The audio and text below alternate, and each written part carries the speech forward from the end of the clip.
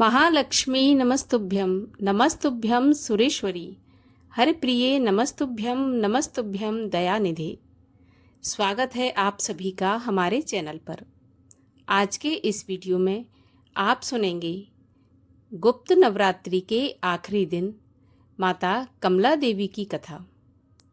आषाढ़ मास की नवरात्रि का आज आखिरी दिन है और आखिरी दिन माता कमला देवी की पूजा की जाती है, कथा सुनी जाती है, जिससे माँ प्रसन्न होती हैं, अन्न धन पुत्र सभी प्रकार की मनोकामना पूरी करती हैं। माता कमला देवी का जो स्वरूप है माता लक्ष्मी के स्वरूप के समान ही माना जाता है। कथा शुरू करने से पहले आपसे अनुरोध है कि अगर अभी तक आपने चैनल को सब्सक्राइब नहीं किया है तो चैनल को सब्सक्राइब करके बेल आइकन पर क्लिक कर लें और आज की ये कथा अच्छी लगे तो एक लाइक अवश्य करें, क्योंकि आपके लाइक से ही हमें पता चलता है कि आपको हमारा वीडियो पसंद आया है। और अगर वीडियो अच्छा लगे तो कमेंट में महालक्ष्मी माँ की जय लिखना बिल्कुल ना भूलें। तो चलिए अब सुनते हैं गुप्त नवरात्रि के 10वें दिन की महाविद्या माता कमला देवी की कथा। माँ कमला 10 महाविद्याओं में से अंतिम महाविद्या है। इन्हें कमलात्मिका कहा जाता है। माँ कमला को धन समृद्धि और ऐश्वर्य की देवी भी माना जाता है। गुप्त नवरात्रि में माता कमला का पूजन विशेष रूप से धन, वैभव और सौभाग्य की प्राप्ति के लिए किया जाता है। गुप्त नवरात्रि में देवी कमला की साधना करने वाले व्यक्ति को धन, समृद्धि और ऐश्वर्य की प्राप्ति होती है। उनकी कृपा से सौभाग्य और वैभव में वृद्धि होती है। यह पूजा व्यक्ति के अंदर आत्मविश्वास और सकारात्मकता को बढ़ाती है। माँ कमला की पूजा करने से व्यक्ति को धन और ऐश्वर्य की प्राप्ति होती है तथा सभी प्रकार के भय भी दूर होते हैं। साथ ही वशीकरण शक्ति भी प्राप्त होती है। गुप्त नवरात्रि में माता कमला की पूजा को नियमित रूप से करने से व्यक्ति के जीवन में सकारात्मक परिवर्तन आते हैं और वह एक समृद्ध और खुशहाल जीवन व्यतीत करता है। माता कमला का जो स्वरूप है वो बहुत ही सुंदर और सौम्य है।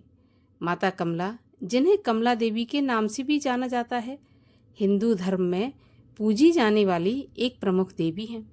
वे धन, समृद्धि और सौभाग्य की देवी मानी जाती हैं। माता कमला माँ लक्ष्मी का ही एक स्वरूप है और उनकी पूजा का विशेष महत्व है। माता कमला का स्वरूप अत्यंत ही सुंदर और आकर्षक है। वे कमल के आसन पर विराजमान हैं, 4 भुजाओं वाली हैं। उनके हाथों में कमल का फूल, अंकुश, अभय मुद्रा और वरद मुद्रा होती है।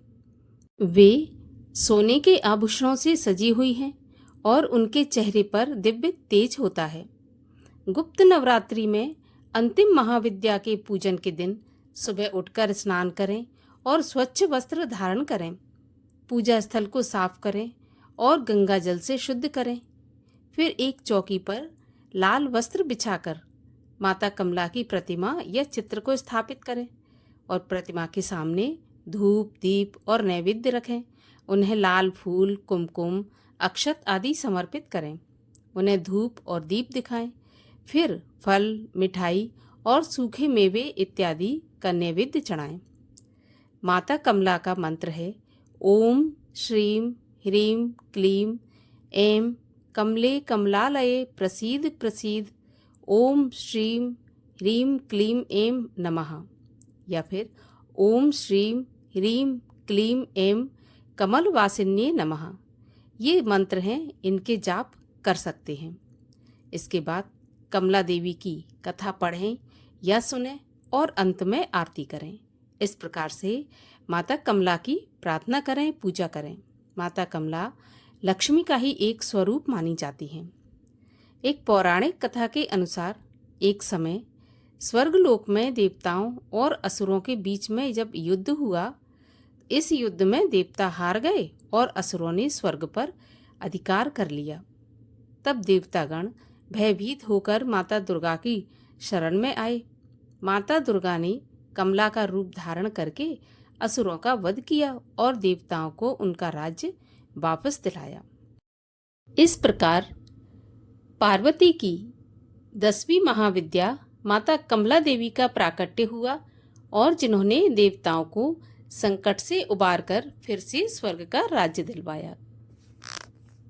तो ये थी माता कमला देवी से जुड़ी पौराणिक कथा। आपको पसंद आई हो तो लाइक करके शेयर अवश्य करिए। साथ ही चैनल को सब्सक्राइब करके बेल आइकन पर क्लिक कर लीजिए।